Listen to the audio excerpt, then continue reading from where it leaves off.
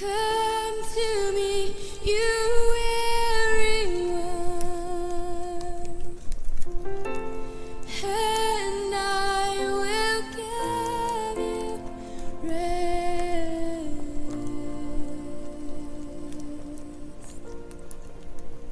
I will give you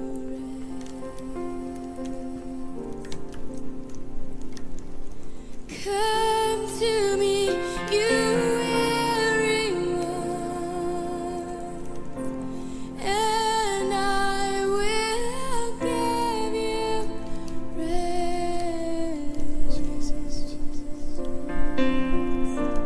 I will give you rest.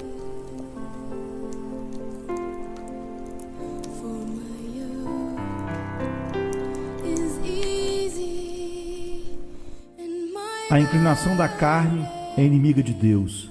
Sermão número 20, pregado na manhã de domingo, 22 de abril de 1855, por Charles Haddon Spurgeon. Porquanto a inclinação da carne é inimizade contra Deus. Romanos 8, versículo 7. Esta é uma denúncia muito solene que o apóstolo Paulo formula contra a mente carnal. Ele a declara como inimiga de Deus. Quando relembramos o que o homem foi uma vez, considerado apenas um pouco menor do que os anjos, aquele companheiro que passeava com Deus no jardim do Éden durante o dia. Quando pensamos que o homem foi criado à imagem do seu Criador, puro, sem mancha e imaculado, não podemos nos sentir nada menos do que amargamente afligidos ao descobrir uma acusação como esta, proferida contra nós como raça. Devemos pendurar nossas harpas sobre os salgueiros ao ouvir a voz de Deus, quando fala solenemente à sua criatura rebelde. Como caíste desde o céu, ó estrela da manhã, filha da alva, tu eras o cero da medida, cheio de sabedoria e perfeita em formosura. Estiveste no Éden, jardim de Deus, de toda pedra preciosa era a tua cobertura. Em ti se faziam os teus tambores e os teus pífaros, no dia em que foste criado, foram preparados. Tu eras o querubim ungido para cobrir, e te estabeleci, no monte santo de Deus estavas, no meio das pedras afogueadas andavas. Perfeito eras nos teus caminhos, desde o dia em que foste criado, até que se achou iniquidade em ti. Na multiplicação do teu comércio, encheram o teu interior de violência, e pecaste. Por isso te lancei, profanado, do monte de Deus, e te fiz perecer, ó querubim cobridor, do meio das pedras afogueadas. Sentimos-nos extremamente tristes quando contemplamos as ruínas da nossa raça, como cartaginense que, ao pisar o lugar desolado de sua muito amada cidade, derramou lágrimas abundantes quando a viu convertida em escombros pelos exércitos romanos, ou como judeu que perambulava pelas ruas desertas de Jerusalém, enquanto lamentava que a grade do arado tivesse desfigurado a beleza e a glória dessa cidade que era a alegria de toda a terra. Assim deveria doer em nós, por nossa raça, quando contemplamos as ruínas dessa excelente estrutura que Deus formou, essa criatura sem rival em simetria, com o intelecto superado somente pelo intelecto dos anjos. Esse poderoso ser, o homem, quando contemplamos como caiu de sua elevada condição, convertido em uma massa de destruição. Há alguns anos atrás, podíamos observar uma estrela que resplandecia com um brilho inusitado, mas subitamente desapareceu. Chegaram a fazer conjecturas de que se tratava de um mundo que ardia a bilhões de quilômetros de nós. Mas ainda assim, os raios dessa conflagração chegaram até nós. O silencioso mensageiro de luz deu alarme aos remotos habitantes deste globo. Um mundo arde. Mas que importância tem a conflagração de um planeta distante? O que é a destruição do elemento material no mundo mais gigantesco, comparada com esta queda da humanidade, com este naufrágio de tudo que é santo e sagrado em nós? Para nós, na verdade, as coisas dificilmente se podem comparar, pois estamos profundamente interessados em uma destruição, mas não na outra. A queda de Adão é nossa queda. Caímos nele e com ele. Sofremos da mesma maneira. Lamentamos a ruína da nossa própria casa. Deploramos a destruição da nossa própria cidade. Quando nos detemos para captar essas palavras escritas de forma tão clara que não podem ser mal interpretadas, a inclinação da carne, esses mesmos desígnios que uma vez foram santos, que passaram a ser carnais, que Deus me ajude hoje a formular solenemente essa denúncia contra todos vocês. Ó, que o Espírito Santo nos convença de tal modo do pecado que unanimemente nos declaremos culpados diante de Deus. Não há nenhuma dificuldade na interpretação do meu texto. Mal necessita uma explicação. Todos nós sabemos que a palavra carnal aqui significa natureza pecaminosa. Os antigos tradutores colocavam a passagem assim: a mente posta na carne é inimiga de Deus. Ou seja, a mente não regenerada. Essa alma que herdamos de nossos pais, essa natureza pecaminosa que nasceu em nós quando nossos corpos foram formados por Deus. A mente não regenerada, problemas sarcos, os desejos, as paixões da alma, isto é o que se separou de Deus e se converteu em seu inimigo. Mas antes que entremos em uma discussão da doutrina do texto, observem a forma vigorosa como o apóstolo se expressa. A inclinação da carne, diz, é inimizade contra Deus. Ele usa um substantivo e não um adjetivo. Não diz que simplesmente se opõe a Deus, mas sim que se trata de uma inimizade positiva. Não é o adjetivo negro, e sim o substantivo negrura. Não é inimizado, e sim a inimizade mesma. Não é corrupto, mas sim a corrupção. Não é rebelde, mas sim a rebelião. Não é perverso, mas sim a perversão própria. O coração, ainda que seja enganoso, é engano positivo. É o mal concreto, pecado na sua essência. É a destilação, a quintessência de todas as coisas que são vis. Não é invejoso de Deus, é a própria inveja. Não está inimizado, é a inimizade real. Não precisamos dizer uma palavra para explicar que é inimizade contra Deus. Não acusa a natureza humana de ter simplesmente uma aversão ao domínio, às leis ou às doutrinas de Deus, mas sim que atesta um golpe mais profundo e mais preciso. Não golpeia o homem na cabeça, mas penetra em seu coração. Coloca o machado na raiz da árvore e declara inimizade contra Deus, contra a pessoa da deidade, contra o Ser Supremo, contra o poderoso Criador deste mundo. Não inimizado contra a sua Bíblia ou contra o seu Evangelho, ainda que isso seja verdade, mas sim contra o próprio Deus, contra a sua essência, contra a sua existência, contra a sua pessoa. Meditemos então nas palavras do texto, pois são palavras solenes, estão muito bem expressadas por esse maestro da eloquência, Paulo, e além disso foram ditadas pelo Espírito Santo, que ensina ao homem como se expressar corretamente, que nos ajude a interpretar esta passagem que nos deu previamente para sua explicação. O texto nos pede que tomemos nota, primeiro, da veracidade desta afirmação. Em segundo lugar, da universalidade do mal que nos aflige. E em terceiro lugar, vamos descer ainda mais às profundezas do tema, com a intenção de que o gravem em seu coração, ao demonstrar a enormidade do mal. E depois disso, se o tempo alcança, vamos extrair uma doutrina ou duas do fato geral. Primeiro, nos convida a falar sobre a veracidade desta grande declaração.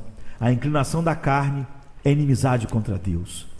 Não requer provas, pois como está escrito na palavra de Deus, nós, como cristãos, estamos obrigados a inclinar-nos diante dela. As palavras da Escritura são palavras de sabedoria infinita. E se a razão é incapaz de ver o fundamento de uma declaração desta revelação, está obrigada a crer nela muito reverentemente, pois estamos convencidos que, ainda que esteja acima da nossa razão, não pode ser contrária a ela. Aqui encontro que está escrito na Bíblia: a inclinação da carne é inimizade contra Deus. E isso, em si, me basta. Mas se fossem necessárias testemunhas, convocaria as nações da antiguidade, desenrolaria o volume da história antiga, comentaria-lhes os fatos terríveis da humanidade. Quem sabe comoveria suas almas até o aborrecimento, se lhes falasse da crueldade desta raça para consigo mesma. Se lhes mostrasse como converteu este mundo em Aceldama por suas guerras e o inundou com sangue por suas lutas e assassinatos. Se lhes enumerasse a negra lista de vícios em que caíram nações inteiras. ou lhes apresentasse as características de alguns dos mais eminentes filósofos, sentiria vergonha de falar deles e vocês se negariam a escutar. Sim, seria impossível que vocês, como refinados habitantes de um país civilizado, suportassem a menção dos crimes que foram cometidos por esses mesmos homens que hoje em dia são alçados como modelos de perfeição. Tenho medo de que, se escrevêssemos toda a verdade, abandonaríamos a leitura das vidas dos mais poderosos heróis e dos sábios mais orgulhosos da terra, e diríamos de imediato de todos eles: desviaram-se todos e juntamente se fizeram imundos. Não há quem faça o bem, não há nenhum sequer. E se isso não for suficiente, quero fazê-los ver os erros dos pagãos. Quero falar-lhes das superstições dos seus sacerdotes, que submeteram as almas à superstição. Quero que sejam testemunhas das horríveis obscenidades, dos ritos diabólicos que constituem as coisas mais sagradas para estes ofuscados indivíduos. Então, depois de terem ouvido o que constitui a religião natural do homem, eu pediria a vocês que me explicassem o que seria a sua irreligião. Se esta é a sua devoção, qual seria a sua impiedade? Se este é o seu ardente amor pela deidade, qual seria o seu ódio à mesma? Estou certo que vocês de imediato confessariam, se soubesse o que é na natureza humana, que a denúncia está sustentada e que o mundo deve exclamar sem reservas, sinceramente, culpado. Posso encontrar um argumento adicional no fato de que as melhores pessoas têm sido sempre as mais dispostas a confessar suas depravações. Os homens mais santos, os que estão mais livres de impurezas, sempre sentiram com mais intensidade a sua depravação. O que tem suas mentes mais brancas perceberá melhor as manchas que caiam nelas. O que possui a coroa mais reluzente saberá quando perdeu uma pedra preciosa. O que dá mais luz ao mundo sempre será capaz de descobrir sua própria escuridão. Os anjos do céu cobrem seus rostos, e os anjos de Deus na terra, seu povo escolhido, sempre devem cobrir seus rostos com a humildade quando se lembram do que foram. Escutem a Davi.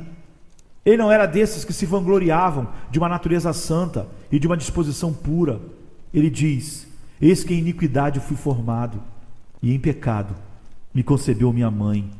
Muitos desses santos homens escreveram aqui, neste volume inspirado, e encontraremos a todos confessando que não eram limpos, não, nem sequer um. Um deles exclamou: miserável homem que sou, quem me livrará do corpo desta morte? Além disso, chamarei a outra testemunha para que testifique a veracidade deste fato, e que decidirá a questão, será a sua própria consciência. Consciência, te colocarei no banco das testemunhas para interrogar-te hoje. Consciência, diga a verdade. Não te drogues com o ópio da segurança em ti mesma. Testifica a verdade. Nunca ouviste dizer ao coração: queria que Deus não existisse? Por acaso todos os homens não desejaram algumas vezes que nossa religião não fosse verdadeira? Ainda que não puderam livrar suas almas inteiramente da ideia da deidade, por acaso não desejaram que não existisse Deus? Não acariciaram o desejo de que todas essas realidades divinas fossem um engano, uma farsa e uma impostura? Sim, responde cada indivíduo. Isso me ocorreu algumas vezes. Desejei poder entregar-me à insensatez. Desejei que não houvesse leis que me restringissem. Desejei, como um insensato, que não houvesse Deus. Essa passagem dos Salmos que diz: disse o nécio no seu coração, não há Deus, está mal traduzida. A tradução correta deveria ser: diz o nécio no seu coração, não aceito a Deus. O nécio não diz em seu coração que não há Deus, pois ele sabe que há um Deus. Ao contrário, afirma: não aceito a Deus, não preciso de nenhum Deus, queria que não existisse nenhum. E quem de nós não foi tão insensato que não chegou a desejar que não houvesse Deus? Agora, consciência, responde outra pergunta. Tu confessaste que algumas vezes desejaste que não existisse Deus. Então, suponhamos que um homem desejasse a morte de outro. Acaso isso não demonstraria o seu ódio? Sim, demonstraria. E assim, meus amigos, o desejo de que Deus não exista demonstra que temos aversão a Deus. Quando desejo a morte de outro e que apodreça no túmulo, quando desejo que seja um não este, um ser inexistente. Devo odiar esse homem. De outra forma, não desejaria que fosse um ser extinto. Assim que esse desejo, e não creio que haja existido alguém no mundo que não houvesse sentido, demonstra que a inclinação da carne é a inimizade contra Deus. Mas consciência, tem outra pergunta. Acaso não desejaste alguma vez em teu coração, posto que há um Deus, que ele fosse um pouco menos santo, um pouco menos puro, de tal maneira que essas coisas, que agora são graves crimes, pudessem ser consideradas ofensas veniais, simples pecadinhos? Acaso não disseste nunca em teu coração: queria que estes pecados não fossem proibidos? Queria que ele fosse misericordioso para que os esquecesse sem requerer nenhuma expiação. Queria que não fosse tão severo, tão rigorosamente justo, tão severamente estrito na sua integridade. Coração meu, nunca disseste isto? A consciência deve responder: eu disse. Bem, esse desejo de mudar a Deus demonstra que não amas a Deus. Não amas a Deus. Não amas a Deus, que é o Deus do céu e da terra. E ainda que fales de religião natural e te glories de reverenciar o Deus dos verdes campos, dos prados férteis, das águas abundantes, do retumbar do trovão, do céu azul, da noite estrelada e do grandioso universo, ainda que tu ames o belo ideal poético da deidade, não se trata do Deus da Escritura, pois tu desejaste mudar sua natureza, e nisso demonstraste que está inimizado com ele. Mas consciência, por que devo ficar fazendo rodeios? Tu podes ser uma testemunha fiel, se queres dizer a verdade, que cada pessoa aqui presente transgrediu de tal maneira contra Deus, quebrou tão continuamente suas leis, violou seu dia de repouso, espezinhou seus estatutos, depreciou seu evangelho, que é muito certo, sumamente certo, que a inclinação da carne é inimizade contra Deus. Agora, em segundo lugar, tomemos nota da universalidade deste mal. Quão vasta é esta afirmação! Não é uma mente carnal singular, ou uma certa classe de características, senão os desígnios da carne. É uma afirmação sem restrições, que inclui a cada indivíduo no mundo. Qualquer mente que possa apropriadamente ser chamada carnal, se não for espiritualizada pelo poder do Espírito Santo de Deus, é inimizade contra Deus. Observe então, em primeiro lugar, a universalidade disto relativa a todas as pessoas. Toda mente carnal no mundo está inimizada com Deus. Isso não exclui nem sequer os bebês que se alimentam no peito das suas mães. Nós os chamamos de inocentes e, na realidade, são inocentes de transgressões reais. Mas, como diz o poeta, no peito mais terno jaz uma pedra. Na mente carnal de um bebê há inimizade contra Deus. Não está desenvolvida, mas está ali. Alguns afirmam que as crianças aprendem a pecar por imitação, mas não. Peguem uma criança, coloquem-na sob a influência mais piedosa, se assegurem que o próprio ar que respira seja purificado pela piedade, que saboreie santidade, que somente escute a voz da oração e do louvor, que seus ouvidos se mantenham afinados pelas notas do hino sagrado. E apesar de tudo isso, essa criança pode ainda se converter em um dos mais depravados transgressores, e ainda que na aparência esteja pronta em direção ao caminho do céu, descerá diretamente ao abismo, se não for guiada pela graça divina. Quão certo é que alguns que tiveram os melhores pais tenham se convertido nos piores filhos, que muitos que foram treinados sobre a égide sagrada, em meio às mais favoráveis cenas de piedade, se converteram contudo em libertinos e dissolutos. Assim que não é por imitação, mas sim pela natureza que a criança é má. Concordemos que a criança é carnal, pois meu texto diz: a inclinação da carne é inimizade contra Deus. Escutei que um crocodilo recém-nascido, quando sai da sua casca, no mesmo instante se coloca em posição de ataque, abrindo a sua mandíbula como se houvesse sido ensinado ou treinado. Sabemos que os jovens leões, quando são domados e domesticados, conservam a natureza selvagem de seus semelhantes da selva, e se os colocassem em liberdade, caçariam tão ferozmente como os outros. O mesmo acontece com a criança. podes amarrá-la com os verdes juncos da educação, podes fazer o que quiseres com ele, mas como não podes mudar seu coração, estes desígnios da carne estarão inimizados com Deus. E apesar do intelecto, do talento e de tudo que possam dar-lhe que seja proveitoso, será da mesma natureza pecaminosa como qualquer outra criança, ainda que na aparência sua natureza não seja tão má, pois a inclinação da carne é inimizade contra Deus. E se isso se aplica às crianças, igualmente inclui toda a classe de homens. Há alguns homens que nasceram neste mundo dotados de espíritos superiores, que caminham por todos os lados como gigantes, envoltos em mantos de luz e glória.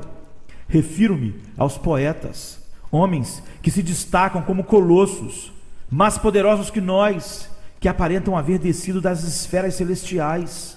Outros há de intelecto afiado, que investigando os mistérios da ciência, descobrem coisas que estiveram ocultas desde a criação do mundo. Homens de tenaz investigação e de vasta erudição, e contudo, de cada um destes, poetas, filósofos, metafísicos e grandes descobridores, se dirá: a inclinação da carne é inimizade contra Deus. Poderá treiná-lo, converter seu intelecto em algo quase angelical, fortalecer sua alma até que entenda o que constitui enigmas para nós e os decifre com seus dedos no instante. Poderás fazê-lo tão poderoso que possa entender os segredos ferrenhos dos montes eternos e pulverizá-los com seu punho. Poderás dar-lhe um olho tão perspicaz que possa penetrar os mistérios das rochas e das montanhas. Poderás agregar-lhe uma alma tão poderosa que possa matar a gigantesca esfinge, que por muito tempo confundiu os sábios mais notáveis. Mas mesmo que tenhas feito tudo isso, sua mente será depravada e seu coração carnal ainda estará em oposição contra Deus. E ainda mais, podes levá-lo à casa da oração, podes expô-lo constantemente à pregação mais clara do mundo, onde escutarás doutrinas da graça em toda a sua pureza, a pregação acompanhada da santa unção. Mas se essa santa unção não descansa nele, tudo haverá sido em vão. Pode ser que assista em toda a regularidade, mas igual à piedosa porta da capela, que gira para dentro e para fora, ele seguirá sendo igual. Poderá ter uma religião superficial externa, mas sua mente carnal estará inimizada com Deus. Agora, esta não é uma afirmação minha, é a declaração da palavra de Deus. E podem colocá-la de lado se não acreditam nela, mas não discutam comigo, já que é a mensagem do meu Senhor, e é válida para cada um de vocês, homens, mulheres e crianças, e para mim também. Que se não somos regenerados e convertidos, se não experimentamos uma mudança de coração, nossa mente carnal está em inimizada contra Deus. Além disso, tomem nota da universalidade disto em todo momento. A mente carnal está em todo momento inimizada com Deus. Alguém dirá, pode ser verdade que às vezes nos opomos a Deus, mas certamente nem sempre nos opomos. Há momentos, dirá alguém, quando sinto que me rebelo algumas vezes, rebelam muitas vezes minhas paixões, e elas me conduzem a desviar-me, mas certamente há outras ocasiões favoráveis, quando realmente sou amigável com Deus e lhe ofereço verdadeira devoção. Às vezes estive, continua o impugnador, no cume da montanha, até que toda a minha alma se acendeu com a cena contemplada abaixo, e meus lábios pronunciaram o hino de louvor. Estas são tuas gloriosas obras, Pai da bondade, Todo-Poderoso.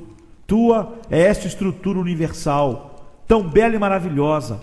Quão maravilhoso és tu! Sim, mas preste atenção, o que é verdade hoje não é falso amanhã. A inclinação da carne é inimizade contra Deus todo o tempo. O lobo poderá estar adormecido, mas continua sendo um lobo. A serpente, com seus tons camaleônicos, pode dormitar no meio das flores, e a criança pode acariciar seu dorso liso, mas continua sendo uma serpente. Não muda sua natureza, ainda que esteja adormecida. O mar é o albergue das tormentas, ainda que esteja plácido como um lago. O trovão continua sendo o trovão que retumba poderosamente, ainda que se encontre tão longe que não possamos escutá-lo. E o coração, ainda que não percebamos, suas abluições, ainda que não vomite sua lava e não jogue as ferventes rochas da sua corrupção, continua sendo o mesmo e temível vulcão. Em todo momento, a todas as horas, a cada instante, digo isto segundo o que Deus diz. Se vocês são carnais, cada um de vocês é inimizado e é inimigo de Deus.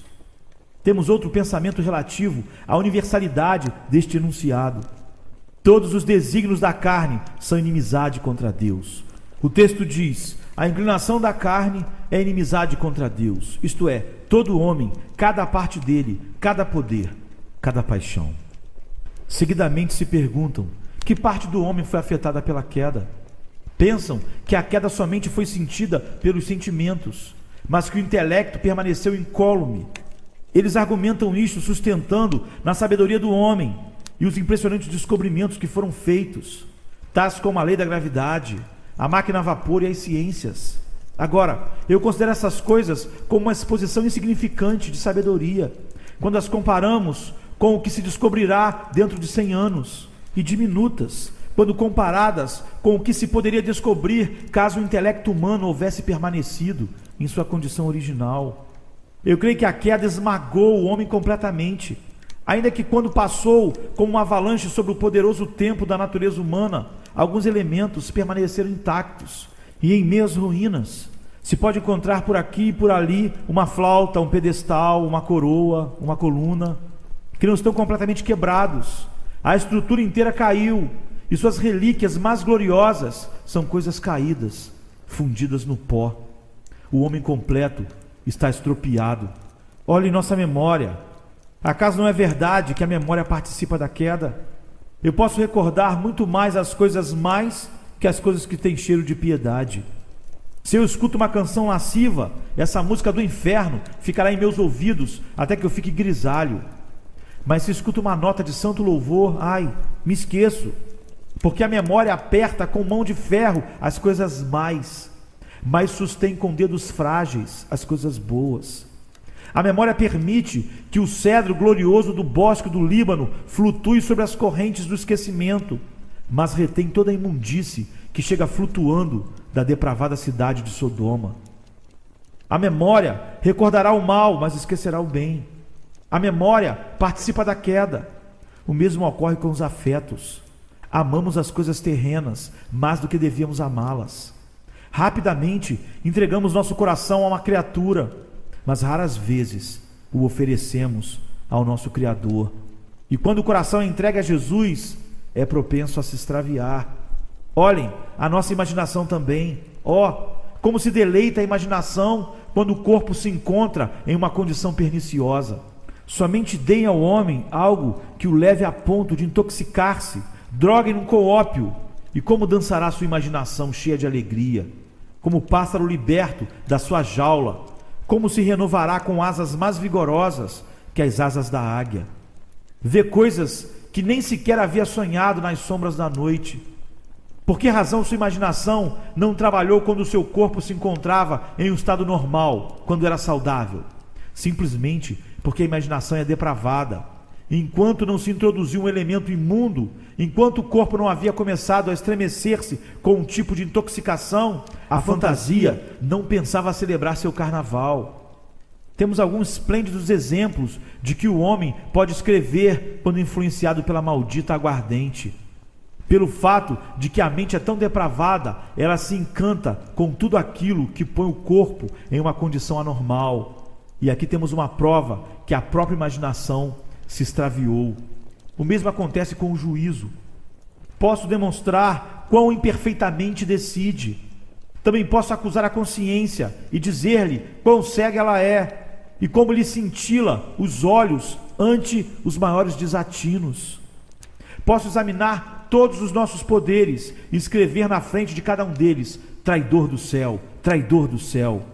Toda a mente humana, toda a mente posta na carne é inimiga de Deus. Agora, meus queridos, somente a Bíblia é a religião dos protestantes, é dito, mas sempre que reviso um certo livro, tido em grande estima por nossos irmãos anglicanos, o encontro inteiramente ao meu lado. Invariavelmente sinto um grande deleite ao citá-lo. Vocês sabem que eu sou um dos melhores clérigos da igreja da Inglaterra? O melhor se me julgarem pelos meus artigos e o pior se me julgarem por qualquer outra norma?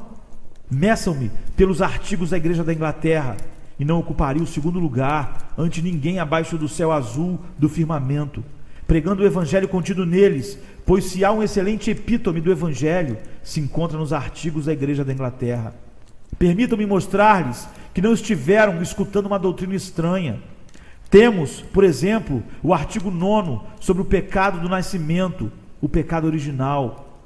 E é dito, o pecado original não consiste em seguir Adão, como afirmavam em vão os pelagianos, mas é a falha e a corrupção da natureza de cada indivíduo, que naturalmente é engendrada pela prole de Adão, pela qual o homem está sumamente distanciado da justiça original, e é por sua própria natureza propenso ao mal, de tal forma que o desejo da carne é contra o espírito, e portanto toda pessoa vinda a este mundo merece a ira de Deus e a condenação. E esta infecção da natureza efetivamente permanece, sim, nos que são regenerados, pelo qual a concupiscência da carne, chamada no grego pronema sarcos, que alguns expõem como a sabedoria, a sensualidade, o afeto, o desejo da carne, não está sujeita à lei de Deus. E ainda que não haja condenação para os que creem e são batizados, contudo, o apóstolo confessa que a concupiscência e a lascívia têm em si a natureza do pecado. Não necessito mais nada. Acaso alguém que crê no livro de oração discordará da doutrina que a mente posta na carne é inimiga de Deus? Eu disse que procurarei em terceiro lugar mostrar a grande enormidade desta culpa. Temo, meus irmãos, que seguidamente, quando consideramos nosso estado, não pensamos tanto na culpa como pensamos na miséria. Algumas vezes tenho lido sermões sobre a inclinação do pecador ao mal, o que tem sido demonstrado com muito poder, e certamente o orgulho da natureza humana tem sido muito humilhado e abatido. Mas me parece que há algo que deixamos de fora e que terá como resultado uma grande omissão, ou seja, a doutrina que o homem é culpado em todas essas coisas. Se seu coração está contra Deus, devemos dizer que o pecado é seu. E se não pode arrepender-se, devemos lhe mostrar que o pecado é a única causa da sua incapacidade para fazê-lo. Que toda a sua separação de Deus é pecado. Que se manter afastado de Deus é pecado. Temo que muitos dos que aqui estão hoje, e nós devemos reconhecer, não temos acusado nossa própria consciência desse pecado. Sim, dizemos, estamos cheios de corrupção, ó sim, mas ficamos muito tranquilos. Meus irmãos, não deveríamos fazer isso. Termos essas corrupções é nosso crime, que deve ser confessado como um mal enorme.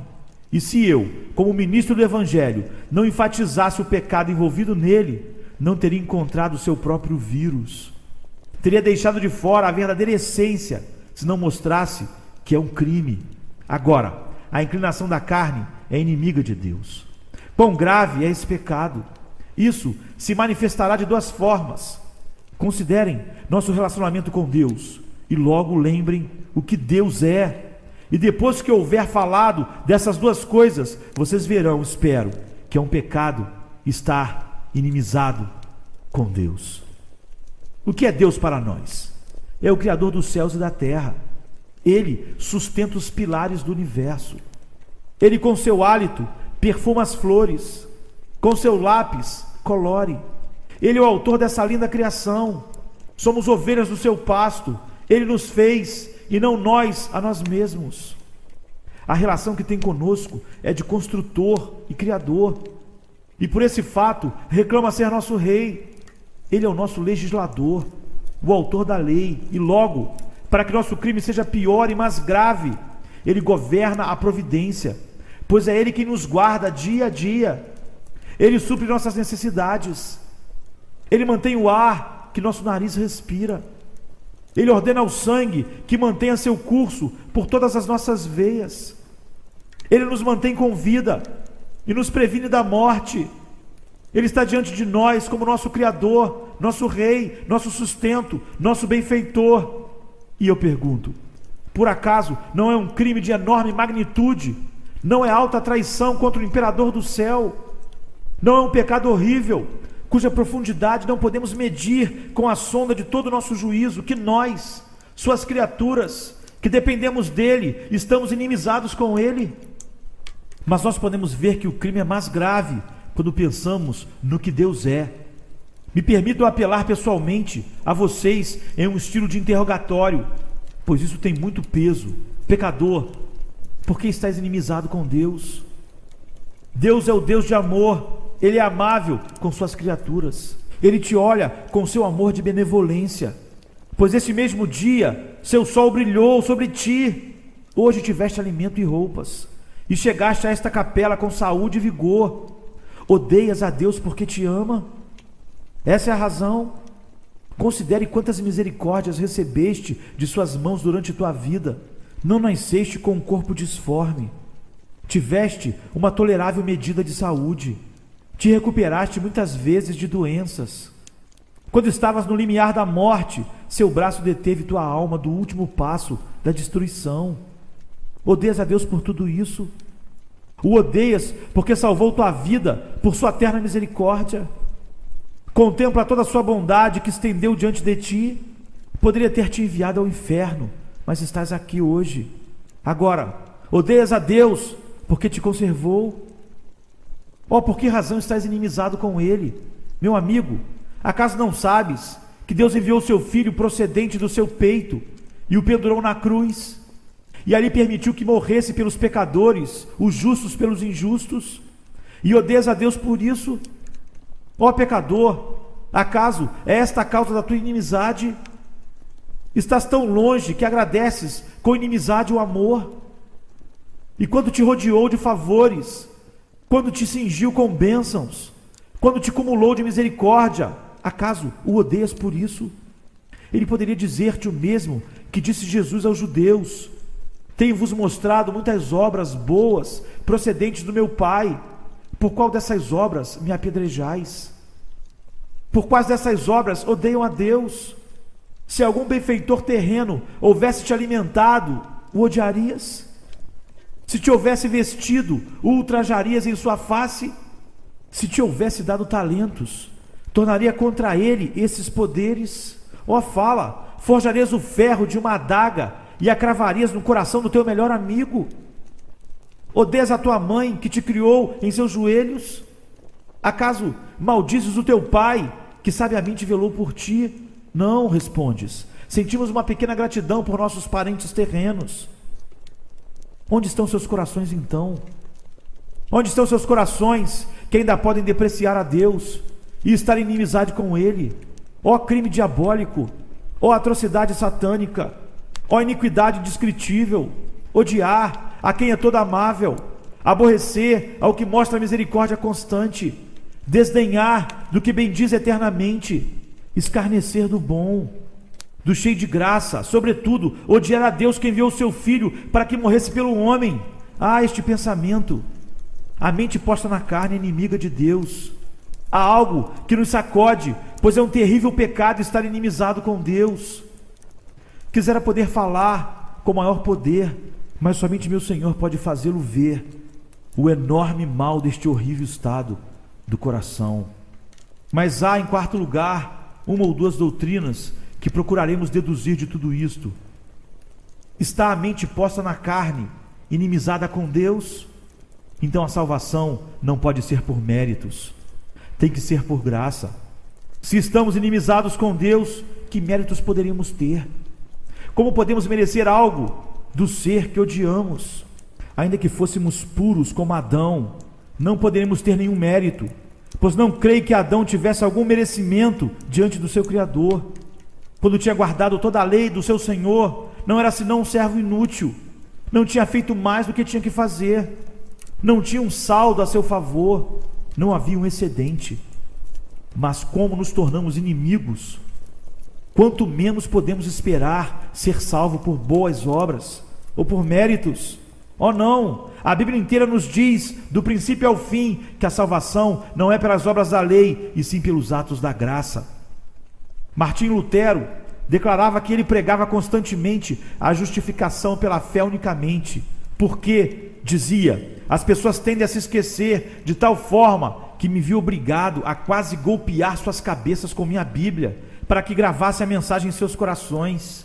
E é verdade que constantemente esquecemos que a salvação é somente pela graça.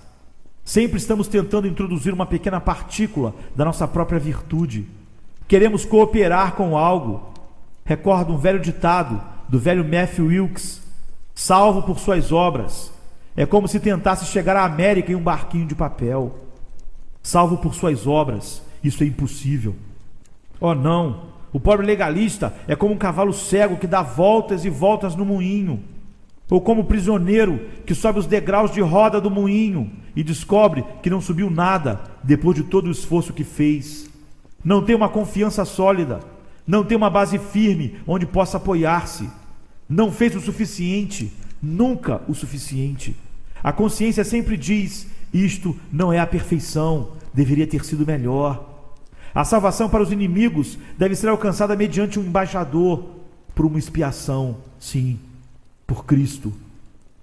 Outra doutrina que extraímos disto é a necessidade de uma mudança completa da nossa natureza. É certo que desde que nascemos estamos em inimizade com Deus. Quão necessário é, então, que nossa natureza tenha uma mudança? Há poucas pessoas que sinceramente creem nisso. Elas pensam que se clamam: Senhor, tem misericórdia de mim, quando estão agonizando, irão ao céu diretamente. Permitam-me supor um caso impossível por um momento. Imaginemos um homem que está entrando no céu sem uma mudança em seu coração. Ele se aproxima das portas, escuta um soneto, ele se sobressalta, é um hino de louvor para o seu inimigo.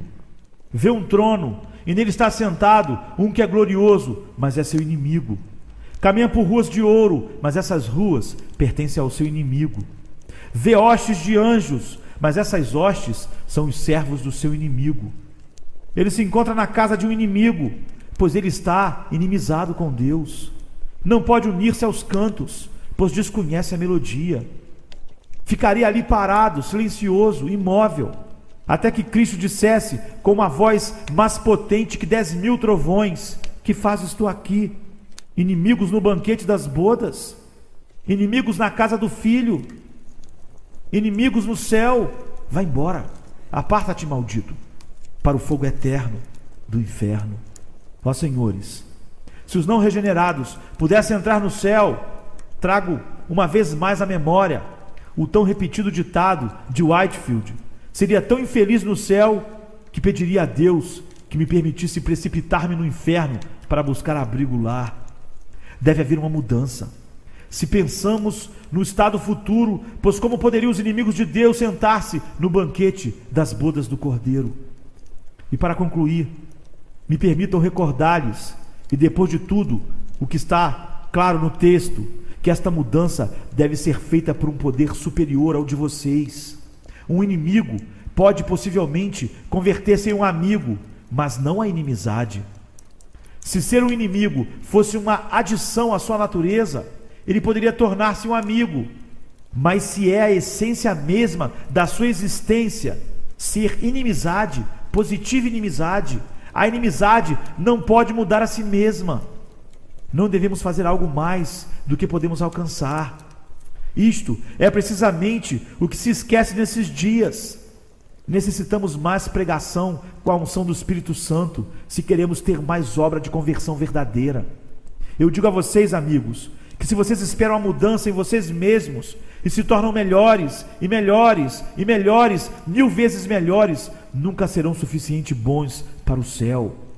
Enquanto o Espírito de Deus não haja posto sua mão em vocês, enquanto não haja regenerado o coração, enquanto não haja purificado a alma, enquanto não haja mudado o espírito inteiro e não haja feito do homem uma nova criatura, não poderão entrar no céu. Quão seriamente, então, deveriam fazer uma pausa e meditar: eis-me aqui, uma criatura de um dia, um mortal nascido para morrer, contudo, um ser imortal. Neste momento estou inimizado com Deus, que farei? Acaso não é o meu dever, assim como minha felicidade, perguntar se há uma maneira de ser reconciliado com Deus? Esgotados escravos do pecado, acaso não são seus caminhos sendas da insensatez? Acaso é sabedoria, ó meus amigos, É sabedoria odiar o seu Criador. É sábio estar em oposição a Ele. É prudente desprezar as riquezas da sua graça. Se for sabedoria, é a sabedoria do inferno. Se é sabedoria, é uma sabedoria que é insensatez para com Deus. Que Deus nos conceda que possam voltar-se para Jesus com pleno propósito de coração. Ele é o embaixador, Ele é o único que pode estabelecer a paz por meio do seu sangue. E ainda que vieram aqui como inimigos, é possível que atravessem essa porta como amigos, se não fazem senão olhar a Jesus Cristo, a serpente de bronze que foi alçada. E agora, pode ser que alguns de vocês tenham sido convencidos do pecado pelo Espírito Santo. Eu agora vou proclamar o caminho da salvação. E como Moisés levantou a serpente no deserto, assim importa que o Filho do Homem seja levantado, para que todo aquele que nele crê não pereça, mas tenha vida eterna. Contempla, ó temeroso penitente, um instrumento da tua libertação. Volta teus olhos cheios de lágrimas para aquele monte do Calvário. Olha a vítima da justiça, o sacrifício de expiação por tua transgressão. Olha para o Salvador em suas agonias, comprando tua alma com torrentes do seu sangue e suportando o teu castigo em meias agonias mais intensas. Ele morreu por ti, se é que você confessa tuas culpas agora. Vem tu, homem condenado, autocondenado, e volta teus olhos a este caminho, pois um olhar o salvará. Um só olhar salvará. Pecador, tu foste mordido, olha. Não necessitas nenhuma outra coisa senão olhar. É simplesmente olhar. Basta que olhes a Jesus e serás salvo. Ouves a voz do Redentor: olhem para mim e sede salvos. Olhem, olhem, olhem, ó almas culpadas. Como diz o hino, confia nele, confia plenamente. Não permitas que outra confiança se intrometa. Ninguém senão Jesus pode fazer bem ao pecador desvalido. Que meu bendito Senhor os ajude a vir a Ele e lhes atraia a seu Filho, por Jesus Cristo, nosso Senhor. Amém. Amém. A inclinação da carne é inimiga de Deus. Sermão número 20, pregado na manhã de domingo, 22 de abril de 1855, por Charles Haddon Spurgeon. Sermão traduzido pelo website projetospurgeon.com.br e produzido pelo website josemarbessa.com.